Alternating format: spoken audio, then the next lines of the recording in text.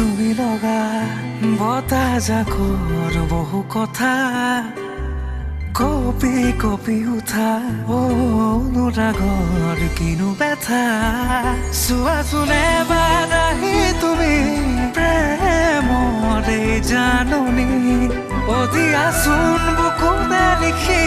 সোণালী চেনেহৰ চিঠি